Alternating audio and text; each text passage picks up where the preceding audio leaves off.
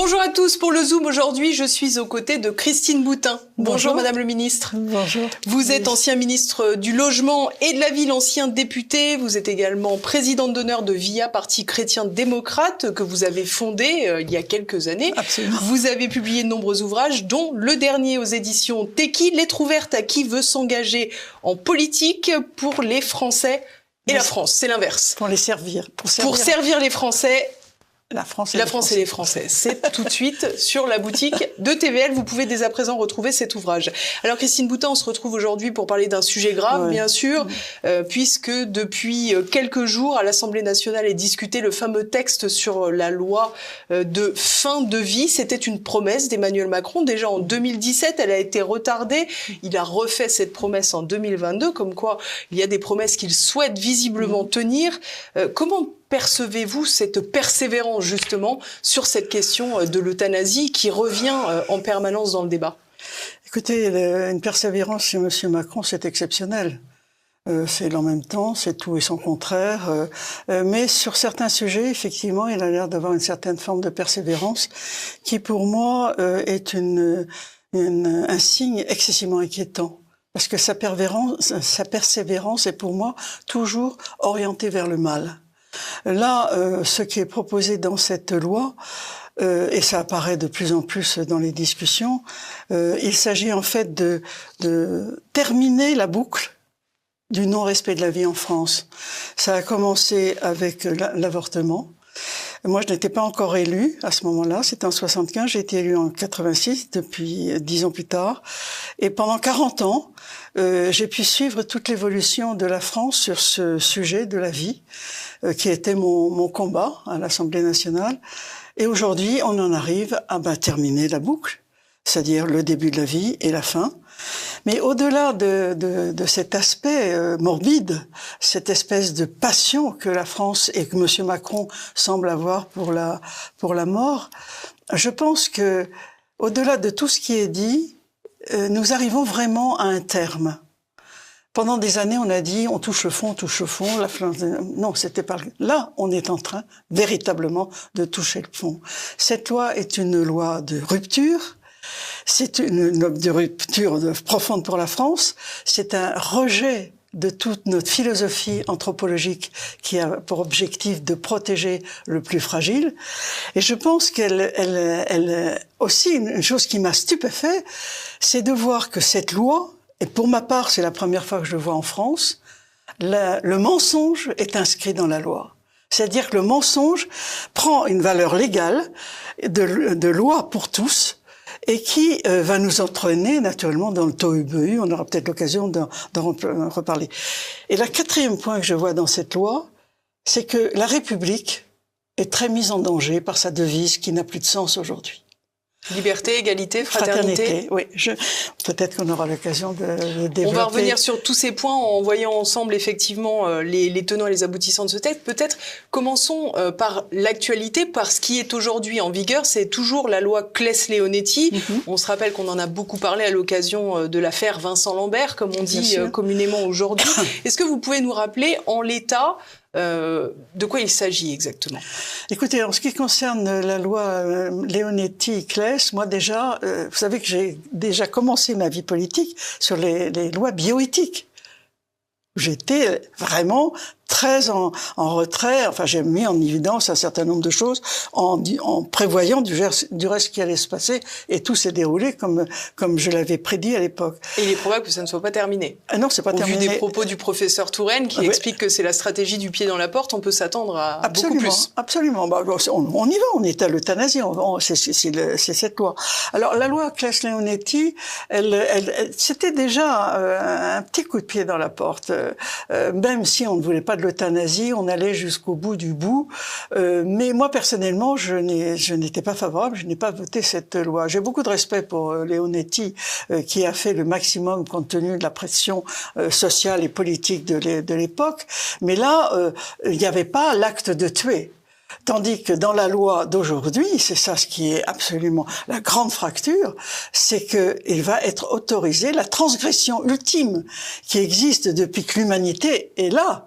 C'est-à-dire qu'aujourd'hui, qu'on comprenne bien, on était dans une attitude d'accompagnement passif vers la mort, avec une sédation profonde et continue, comme le dit le texte, et une privation d'alimentation et d'eau pour les patients. C'est-à-dire qu'on les affamait et on les assoiffait, le tout avec une sédation profonde. Oui, c'est ça. Petit à petit, c'était quelque chose... mais on peut pas... C'est-à-dire, vous avez parfaitement raison, c'était passif. Tandis que là, on abandonne le passif et on va à l'actif. Et c'est complètement différent. Il y a une nuance très importante. J'espère que nous allons pouvoir le démontrer. Mais déjà, si vous voulez, pour moi, exigeante, peut-être trop, je ne sais pas, non, je crois pas, il y avait déjà un petit pied dans la porte qui était mis là. C'est un peu une hypocrisie, honnêtement. Alors justement, vous avez beaucoup parlé tout à l'heure du mensonge qui était presque institutionnalisé, du mensonge sur les termes qui sont utilisés, et je pense qu'il est important de s'arrêter sur ces points. On a vu aujourd'hui que le texte était dissocié des soins palliatifs pour ne s'attarder de l'autre côté que sur la fameuse fin de vie, le suicide assisté, qui est ni plus ni moins une euthanasie qu'on n'appelle jamais d'ailleurs comme ça dans les textes. On parle aussi également beaucoup de dignité de fin de vie. Comment percevez-vous cette surutilisation, j'allais dire, de ce terme de dignité quand il s'agit de la fin de vie? Écoutez, aujourd'hui, nous sommes dans un temps de confusion absolue. Les mots n'ont plus les mêmes sens. Peut-être que du reste, notre temps, avec la philosophie woke, peut-être avec l'idée qu'un homme peut devenir une femme devenir un homme, tout est possible. Ou ne pas choisir. Ou ne pas choisir, absolument. Donc, dans cette époque-ci, si vous voulez, la dignité, qu'est-ce que l'on met derrière le mot dignité? Et nous aurons l'occasion d'en reparler, j'espère, à propos de la devise de la France et de la République. Mais la dignité, aujourd'hui, elle est dans le fait que l'on ne va pas proposer aux plus faibles, physiques, intellectuels, psychiatriques, etc., de l'aider, de le soutenir, d'avoir de la compassion pour lui. On va l'aider au contraire, non pas à le protéger, puisque tous les amendements qui étaient prévus pour permettre d'accompagner une personne en suicide, en idée de suicide, etc., par exemple, tous les amendements qui étaient là pour protéger et aider la personne à retrouver la vie ont été éliminés. C'est-à-dire qu'aujourd'hui, on a même à un tel point qu'on a créé un délit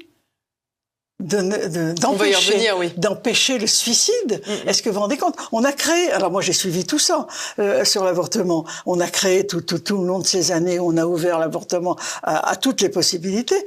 Il y a un délit d'entrave pour l'avortement. Eh bien là, on a créé un délit d'entrave pour celui qui voudrait se suicider, que on essaierait de ramener à la vie. Je ne sais pas comment toutes ces associations magnifiques, religieuses ou pas religieuses du reste, qui écoutent par téléphone les gens qui sont un peu en dépression, est-ce que ces associations vont pouvoir continuer? Je ne pense pas, puisque c'est un délit de s'opposer à une personne qui veut se suicider. Et alors, ce que soulève cette question de surutilisation justement du terme de dignité de la mort, le droit de mourir dans la dignité, c'est qu'en réalité, les gens qui défendent ce droit à mourir dans la dignité, on se demande s'ils portent pas un jugement sur le vivre dans la dignité finalement. Ils choisissent qui a le droit de vivre dignement, et si c'est pas digne à leurs yeux, il vaut mieux mourir. Moi, je pense qu'ils ont pris ce mot dignité, qui est un très beau mot, et qu'ils l'ont pris. Du reste, celui qui est le responsable de l'ADMD, c'est Monsieur Romero. L'association d'aide à mourir dans la dignité, justement, oui, Jean-Luc Romero. Oui. C'est Monsieur Romero, que j'ai très bien connu, avec lequel j'ai eu des plateaux d'opposition très forts, disait très bien à l'époque, au moment du mariage homosexuel où j'étais opposée, en disant, mais bien sûr que Boutin avait raison, bien sûr qu'elle avait raison, mais nous on n'allait pas le dire, il faut être un peu malin en politique. Alors là, il est malin en politique en utilisant ce magnifique mot de la dignité, dignité qui est agréable à toutes les oreilles. Tout le monde a envie d'être digne. Tout le monde a envie d'être digne, mais ça va pas durer, hein, je vous le dis tout de suite, ça va pas durer. Mais pour l'instant, c'est un mot qui est flatteur, et donc ça permet de faire accepter ce qui est inacceptable. Et malheureusement, beaucoup de nos compatriotes qui ont beaucoup de difficultés en ce moment et beaucoup de problèmes, beaucoup d'interrogations, n'ont pas pris conscience de la gravité du texte qu'on est en train de passer à l'Assemblée nationale française. Car je vous le rappelle, c'est le texte le plus large qui a le moins de frontières, de garde-fous du monde. Et dans tous les pays qui ont commencé, comme le dit Monsieur Touraine, par faire une ouverture dans la porte et qui depuis ont tous, s'y manifestent, ont fait tomber les garde-fous, eh bien, ça ne nous empêche pas, nous, de dire maintenant on n'a même pas besoin des garde-fous, parce que l'époque de Touraine où il fait sa vidéo d'il y a 2 ans en disant on va commencer, on va faire petit, puis mais c'est plus du tout ça. Là aujourd'hui, tous les garde-fous sont tombés. C'est la loi la plus excessive qui puisse exister au monde. Donc vous pouvez imaginer que si on part de l'absolu de la mort, nous allons vers la barbarie. Moi je vous dis, on va vers la barbarie. Quand on donne l'autorisation de tuer, je vous le rappelle, qui est la plus grande des transgressions, et c'est ce qui est donné. Du reste, le métier de soignant, le métier de médecin n'a plus de sens, puisque leur objectif, ce n'est pas d'accompagner et de soigner. L'objectif, c'est d'abord ne pas nuire. Absolument, et d'éliminer tous ceux qui coûtent trop cher pour la société.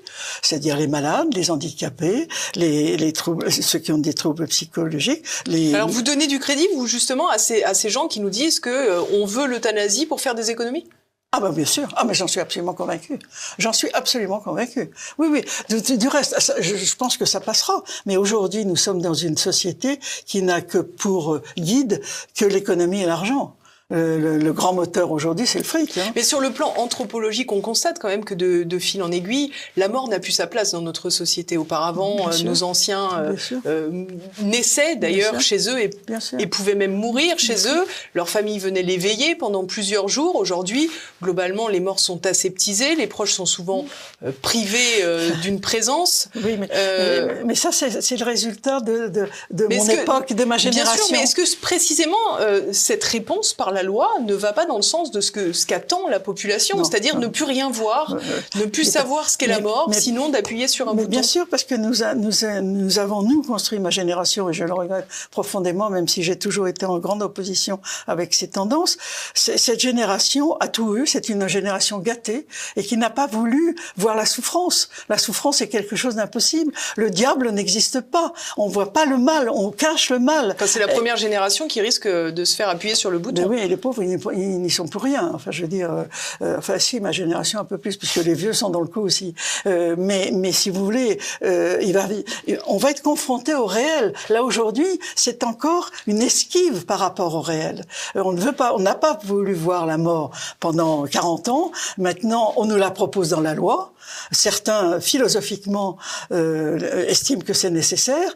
Les Français qui ont perdu, qui n'ont plus le temps, plus d'économie, qui tirent le diable par la queue, etc., essaient d'élever leurs enfants. C'est très difficile, l'éducation n'est plus transmise, la famille n'a plus d'existence. Ils ne voient pas la gravité des choses. Et dans la continuité, ils se rendent compte, après tout, c'est bien, moi je pourrais choisir ma mort. Mais en général, on dit ça quand on est en bonne santé. Mais quand on est malade ou quand on commence à devenir vieux, on se dit, moi je vais essayer de vivre le plus longtemps possible. Parce que rien n'est plus beau que la vie.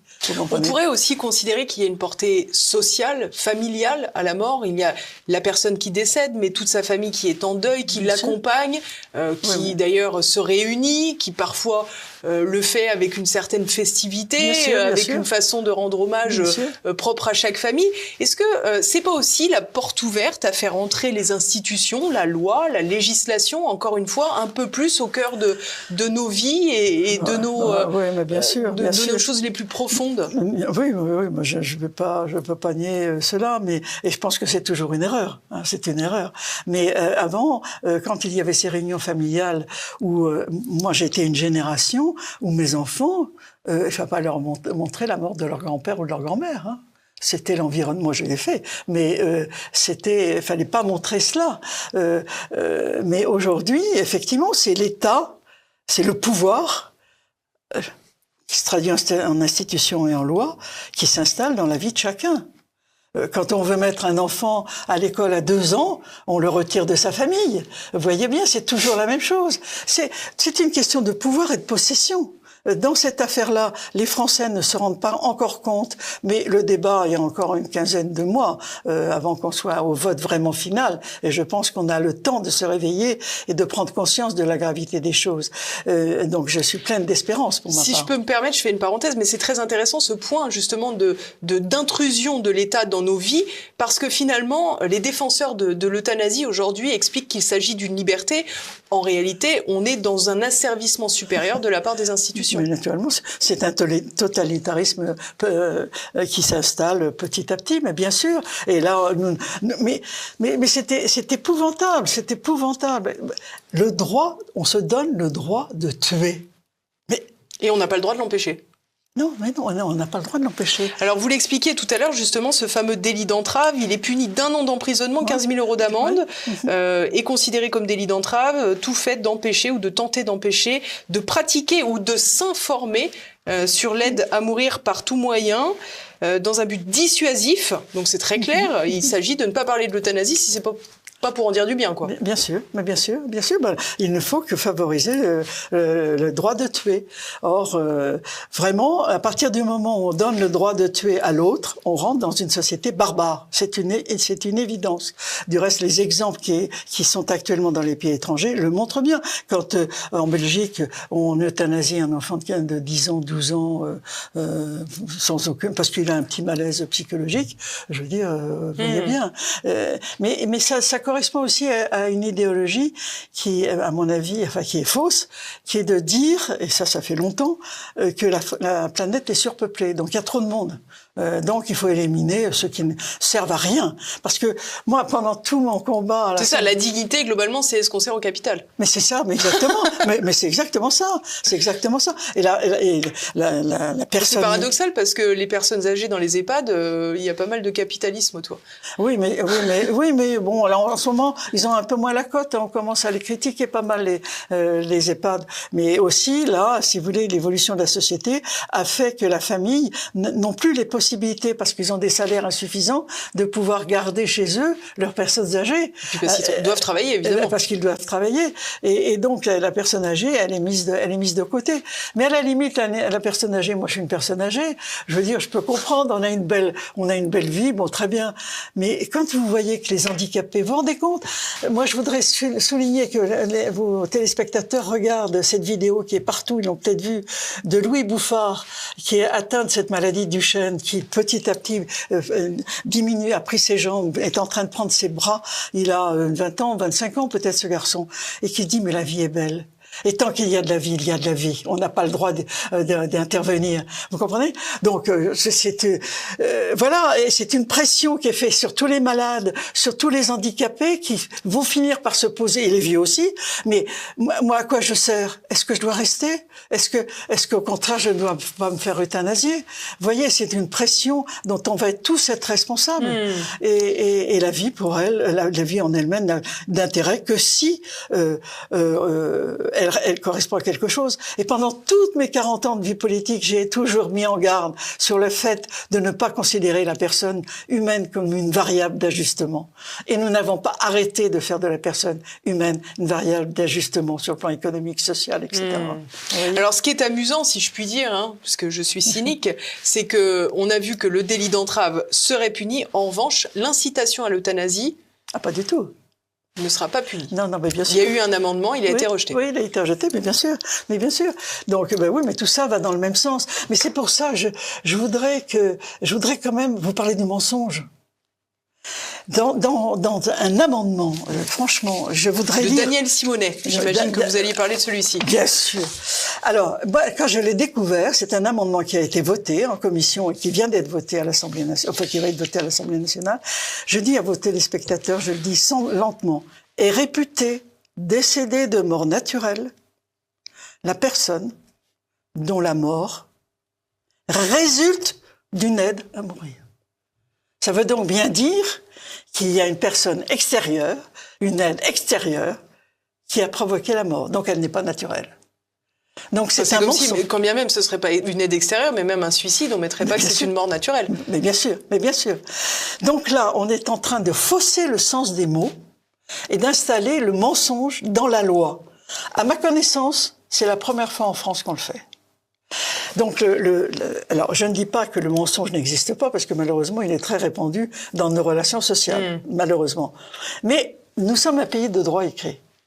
Eh bien, ce n'était pas écrit dans la loi. Maintenant, c'est écrit dans la loi. Ça veut dire que ça va être notre règle du jeu, non seulement pour la vie et la mort, mais pour notre relation permanente de tous les jours. Vous allez chez votre boulanger, vous avez oublié de prendre votre porte-monnaie, vous lui dites, monsieur, je vous paierai demain quand je reprends ma baguette. Le monsieur vous dira, mais non, écoutez, moi j'ai plus confiance maintenant. Non, j'ai plus confiance avec le mensonge. Non. Donc, c'est la fin de la confiance. C'est la fin de la confiance dans ce pays. Alors, est-ce que vous rendez compte... confiance entre les êtres humains, bien sûr, parce que si on met en relief ce que vous venez de nous indiquer et le précédent, à savoir l'incitation à l'euthanasie, concrètement, une application simple, la grand-mère a une très grande maison qu'on convoite, elle est sur son lit d'hôpital, mais pas en fin de vie. Elle dit quand même, mamie, ce serait tellement plus pratique si on appuyait sur le bouton. Et en plus, ce serait une mort naturelle. Oui, ça serait une mort naturelle. Et puis, tu sais, nous, on est très malheureux. On a besoin d'argent, ce qui est vrai. Non, mais c'est vrai. Mais regarde, ça serait la franchise extrême. Mais non, mais la grand-mère, elle le sait que ses petits-enfants, ils sont dans la difficulté. Déjà, elle les aide beaucoup, la grand-mère. Donc, si vous voulez, humainement, on est même conduit à ça. Et du reste, dans cet amendement, ce qui justifie cet amendement qui travestit la mort naturelle, c'est une raison d'héritage, de pouvoir hériter de l'assurance vie du grand-père, des pépés et mémés. Pour pouvoir bénéficier, hériter de cet héritage, il faut que ça soit une mort naturelle. Donc on décide que l'euthanasie c'est la mort naturelle. Voilà. Donc c'est une confusion dans les mots. C'est une confusion, c'est un mensonge absolument épouvantable. Enfin moi je l'ai vraiment, ça m'a fait sortir de mes gonds parce que ça va même au-delà du problème de la vie, de la manipulation de la vie et de la mort. Parce que c'est toute notre vie sociale qui va avoir comme règle du jeu le mensonge. Là, on va vers le tohu-bohu. Ça, pour moi, c'est une certitude. Parlons peut-être un peu de politique, Christine Boutin, puisque, comme je l'ai dit, ce texte est en ce moment observé à l'Assemblée nationale jusqu'au 27. Comment regardez-vous les débats qui se tiennent? Comment regardez-vous ces votes, ces amendements qui ont été rejetés, ce droit également qui a été validé pour les handicapés mentaux de recourir au suicide assisté sur des bases, ma foi, très discutables en termes de consentement éclairé. Comment voyez-vous cela, que ces débats, comment se tiennent-ils selon vous? Je veux déjà remercier et féliciter tous les députés, quels qu'ils soient, qui ont voté contre tous ces amendements. Parce qu'il faut du courage. Pour l'avoir vécu, je sais la pression qu'il peut y avoir, à la fois dans l'environnement, dans le milieu politique, dans l'hémicycle. Donc, je tiens à les saluer et à leur dire qu'il y a beaucoup de Français qui les écoutent, que tous ne sont pas encore bien éclairés, mais nous avons encore le temps et qu'on compte sur eux. Et que, pour moi, ce sont des hommes et des femmes qui m'inspirent le respect profond. Et je leur dis surtout, tenez bon, vous êtes l'honneur de la France. Vous êtes l'honneur de la France. Surtout, faites en sorte d'avoir confiance dans les Français. Ils vont se réveiller, j'en suis convaincue. Du reste, moi, je vois quand même une évolution petit à petit chez le Français qu'on rencontre. Bon, j'aurais des anecdotes à vous raconter, mais je vais pas aller plus loin. Donc, bravo, merci, respect pour tous les parlementaires. Ils sont pas très nombreux, mais c'est un peu normal. C'est la règle du jeu. Je ne veux pas le répéter, mais à chaque loi, chaque groupe a son spécialiste qui est présent dans l'hémicycle. Pour les lois de société, ils sont plutôt plus nombreux que dans les autres textes, vous comprenez. Donc, bien sûr, ils sont pas suffisamment nombreux, mais ils sont là. Et comment expliquez-vous qu'il n'y ait pas de discipline de parti non, mais mais il n'y a pas de discipline de parti. Il n'y a pas de discipline de parti. En France, le mandat impératif n'existe pas. Quand on suit son groupe, C'est parce qu'on n'a pas été spécialiste de la loi sur la TVA qui était en discussion et qu'on fait confiance aux spécialistes de TVA et on suit son groupe. Mais aucun parti, aucun groupe en France, c'est la liberté pour chaque député. À chaque fois que je vote comme le gars sur la TVA, c'est parce que je lui fais confiance et que lui sait la TVA et donc j'ai pas le temps qui m'occupe de la bioéthique et de la vie. Je m'occupe de la vie. Mais ça pourrait être comme ça. Ça pourrait être comme ça pour ces textes. Mais le seul problème, c'est que sur aussi bien dans les rangs de la droite parlementaire, du Rassemblement national, il n'y a pas de consigne de vote. Bien sûr. Chacun fait comme il veut. Mais c'est un abus de pouvoir. Je suis désolée quand j'entends un patron de parti qui dit je laisse la liberté de vote. Excusez-moi, ce n'est que sur les sujets de société qu'ils le disent. Ce n'est que sur les sujets de société. Je l'ai vu pendant 40 ans. C'est quoi, c'est de la lâcheté? C'est de la facilité. On a l'impression d'être généreux. Mais quand un député vote pour la TVA dont je parlais, c'est lui qui aliène sa liberté pour suivre la TVA. Moi, il m'est arrivé très souvent de ne pas voter comme mon groupe sur un sujet que je ne connaissais pas, mais sur lequel j'avais travaillé et que j'étais pas d'accord avec la position du groupe. Mais le problème, c'est que parfois, il y a effectivement des représailles du groupe ou du parti pour dire t'auras pas l'investiture. Mais ça, c'est la grandeur du parlementaire, de savoir ce qu'il veut. Ou la petitesse. Oui, la petitesse. Est-ce que vous avez encore de l'espoir pour ce texte, de le voir rayé de la carte? Est-ce que vous pouvez tabler sur la censure? Non. Non. Ça a le mérite d'être clair? Non, ça, j'y crois pas du tout. Non, mais je pense que ce texte, de toute façon, j'espère, mais pas de façon béate, que ce texte va connaître des difficultés. Je ne sais pas lesquelles, mais il y en aura. Il y a eu la dissolution qui est absolument inexplicable sur le plan politique, sur le plan de la raison, et qui a permis d'avoir 1 an de plus pour réfléchir sur ce texte. Donc ça a déjà fait évoluer un petit peu certaines personnes qui ont pu en prendre un peu plus conscience. Là, on a encore 15-16 mois. Donc on va continuer. Et puis, moi, vous savez, je suis une catholique fervente et je pense que l'intervention divine est toujours possible. Et je voudrais vous dire quand même quelque chose sur ma devise. Liberté, égalité, fraternité. Voilà.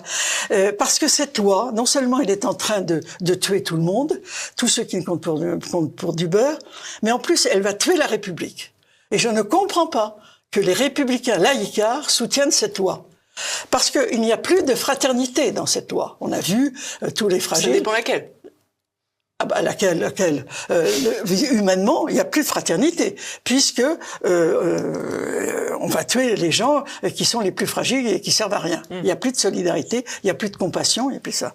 L'égalité, elle n'existe déjà plus, parce que l'égalité, par exemple simplement aux soins, mais dans bien d'autres domaines, l'égalité entre les Français n'existe plus. Il n'y a que les riches qui éventuellement peuvent encore avoir des soins à peu près corrects. C'est pas garanti 100%. Et ce n'est pas garanti 100%, donc l'égalité n'existe plus. Donc il ne reste plus que la liberté, mais la liberté, c'est pas la peine dans cette loi. Ils seront tous morts, ceux qui servent à rien. Donc, liberté, égalité, fraternité n'existe plus. Vous savez quand est-ce qu'a été décidée cette devise des Français? Je joue franc jeu, vous me l'avez déjà dit, mais je ne savais pas. Eh bien, je pense que beaucoup ne le savent pas. Et moi-même, non, dans mon imaginaire, c'était de la Révolution. Car tout cela vient de la Révolution. Je vous le dis, c'est le dérapage général de la philosophie de la Révolution. C'est en 1848. Alors, je suis désolée, 1848, c'est très récent. Bien sûr. On a tous l'impression qu'on est complètement bloqué sur cette affaire. Et jusqu'à présent, nous avions tous la même interprétation de liberté, égalité, fraternité. Aujourd'hui, avec la confusion dans laquelle nous rentrons, ça n'a plus le même sens. Donc, les fondamentaux, les principes indivisibles, c'est marqué dans la Constitution, ces trois termes. Eh bien, ces 3 termes vont s'effondrer parce qu'ils ne vont plus avoir de sens, en tous les cas le même sens entre tous les Français. Donc, nous allons avec cette loi vers des problèmes politiques, philosophiques, moraux d'une gravité extrême. Et je pense que la République va vaciller. Je vous l'ai dit. Et c'était donc Christine Boutin qui défend la République. Écoutez, j'appelle simplement pour montrer la gravité de la situation. Elle va au-delà même de toute la philosophie que sous-tend cette affaire. Elle concerne la France. Alors moi, par rapport aux 250 ans que représente 1848 aujourd'hui, et toute la monarchie, 1500 ans, je dois dire que, voilà, on peut retrouver d'autres fonctions que la République. En tous les cas, je suis persuadée que la République va tomber, telle que nous la connaissons. Et c'est chez vous que je le dis.